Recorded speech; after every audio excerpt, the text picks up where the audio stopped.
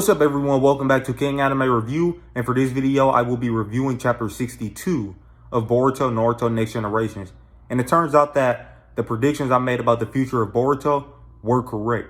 Some predictions I made was Kawaki might be trying to commit suicide and that he might make a deal with Code, and both of those predictions ended up being correct.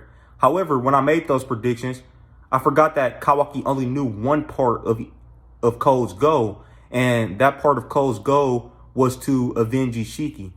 I forgot that Kawaki didn't actually know about the other part of Code's goal, which was to actually do the same thing Ishiki was trying to do, which is carry out Ishiki's will and Naosuke's will by planting a divine tree on the planet. Now, if Kawaki knew about that part of of Code's goal, if he knew about that part of Code's goal, then he most likely wouldn't have tried to commit suicide, because he would have assumed that Code would have tried to use his dead body as food for the Ten Tails in order to cultivate the divine tree.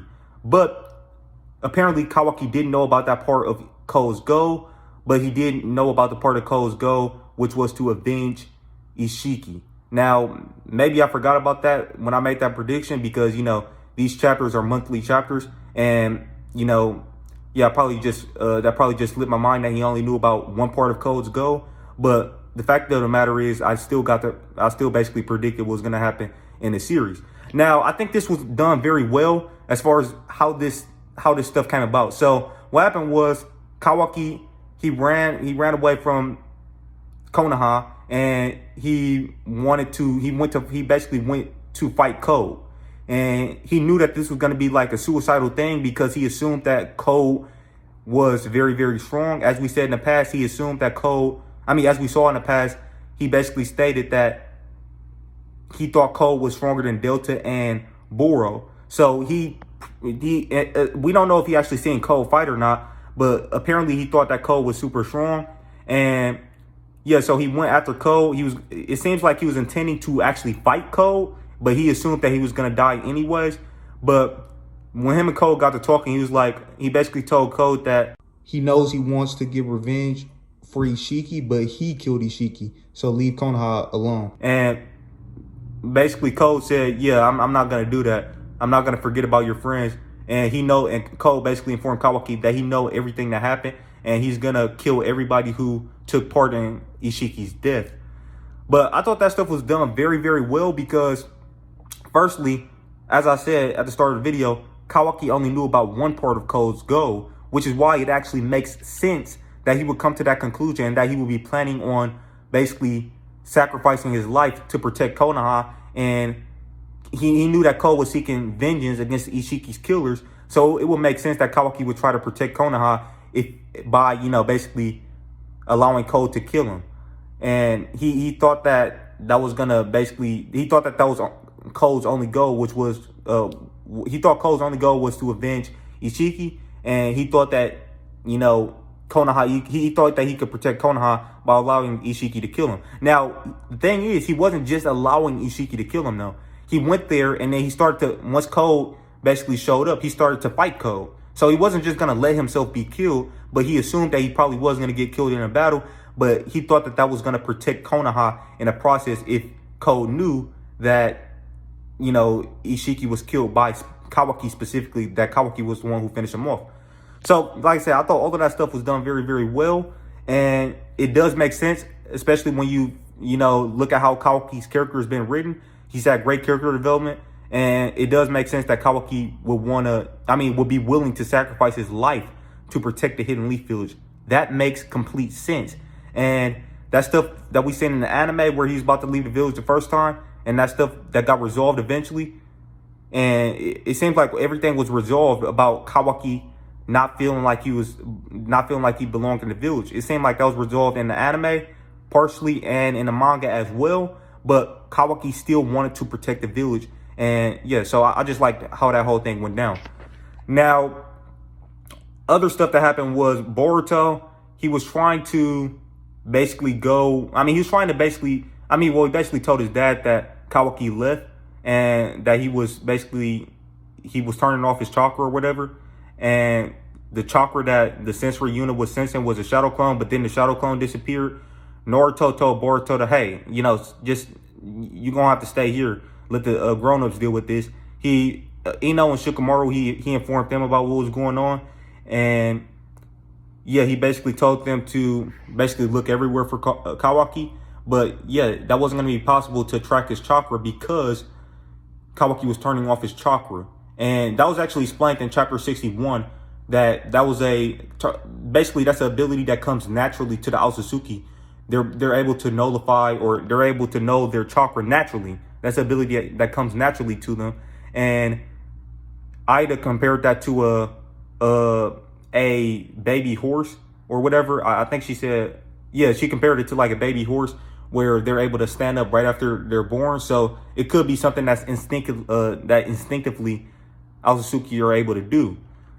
So yeah, so after that, Boruto, he basically just left his house, and he said he basically thought to himself that if they can't track Kawaki, they can't track my chakra. And it was also revealed that he was able, well, that was revealed in chapter 61, that he's able to still sense Kawaki, even though Kawaki's turning off his chakra. And that could be because they're both Aotsutsuki and they have that same ability to turn off their chakra. But at one point he stopped sensing him, so he decided to leave his house and go to where he last sensed Kawaki at. And he figured by doing that, the sensory unit will be able to track his chakra, and thus they'll also be able to find Kawaki once he finds Kawaki. So all of that stuff was great. And then after Kawaki and Cole had their little conversation, and Cole informed Kawaki of what his, his goal was. And his goal was to replant the divine tree, but his personal obsession was to kill the people who was involved in Ishiki's deaths. His personal obsession was to kill them, with his own hands. But he said basically everybody was going to die anyways. And then he said, but Kawaki is excluded. He basically informed Kawaki that he's excluded from the whole revenge. He's excluded from Ko's vengeance because someone wants to meet him. And he's referring to Elda. And Ida, obviously her goal is she wants Kawaki to like her, basically. That's her goal. And since she's Ko's partner, he's gonna honor the deal that they made. And yeah, so he basically plans on taking Kawaki back to where Ida was. And at the end of the chapter, Boruto stopped Code from doing that. He kicked Code away, and he basically told Kawaki, hey, next time let me know where you're going so I don't get yelled at least. And that's where the chapter ended off. It seems like we're setting up a Code versus Boruto and Kawaki fight, which I'm very, very happy for. We haven't had a real fight in the Boruto manga in a decent amount of time. The last fight that we had was a sparring match between Kawaki, Mitsuki, and Sarada, but we haven't really, and also Boruto as well. He's involved in that sparring. But aside from that, we haven't really had any real fights where characters were actually trying to kill each other. And Ko obviously is going to try to kill Boruto because Boruto's not excluded from Ko's vengeance. Only Kawaki is, because Ida wants Kawaki. That's the one she wants the most.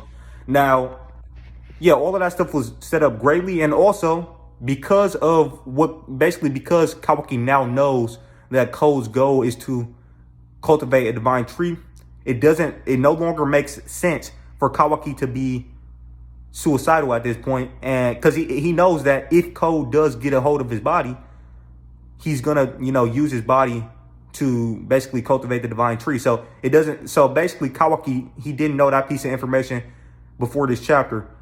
He just thought Cole was just seeking vengeance. But now that he knows that information, his plan that he was going through with at the start of the chapter, that no longer makes sense to be his plan, since he knows that won't protect the Hidden Leaf Village at this point.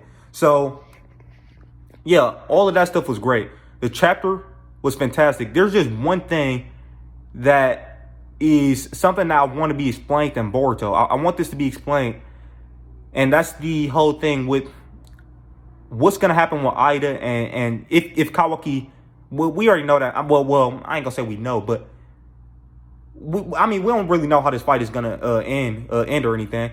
But let's just say that things go according to Ida and Ko's plan, and they manage to get Kawaki and Ida together. Let's just say Kawaki and Ida manages to get together. The thing is, Code is gonna basically cultivate the divine tree, and all life on Earth will be basically ended, right? So wouldn't that also include Kawaki and Ida? my whole point is Ida should, you know, basically understand that. Not, well, Cole did mention that if they get sent to another dimension, they'll survive, basically. The only way to escape will be getting sent to another dimension. So my thing is, that might be her plan, basically. When Cole plants the divine tree, she might intend to go to a different dimension with Kawaki. I mean, maybe that's what she's thinking. But that whole thing is kind of weird. I kind of wanted that to be explained with the core members as well, like what their plan was. I mean, we know Boro, he was okay with being put in the Infinite Tsukuyomi and stuff. He was okay with that. And we know, well, actually, I guess that makes sense with the core members. Yeah, that makes sense. So, but yeah, so that's everything I got to say about the chapter. The chapter was a fantastic 10 out of 10 chapter. One of the best chapters we've gotten in a while in Boruto ever since the Kawaki /Korra /Azusuki Awaken arc ended in the manga. Yeah, this has been the best chapter since then. And yeah, this has been basically the best chapter since, you know, the end of the Ishiki fight and Boruto and everybody coming back to the Enli Village. This was a fantastic chapter. And with that being said, yeah, that's all I got to say for this review. If you guys liked the video, please drop a like. If you're new to the channel, please consider subscribing and clicking that channel notification bell to be notified on all of my future videos. Drop a comment and let me know what you thought of my review and of the chapter in the comment section below. And share the video all over the internet. And yeah, thank you guys for watching, and I'll catch you in the next one. Peace out. Every promise I've been praying for.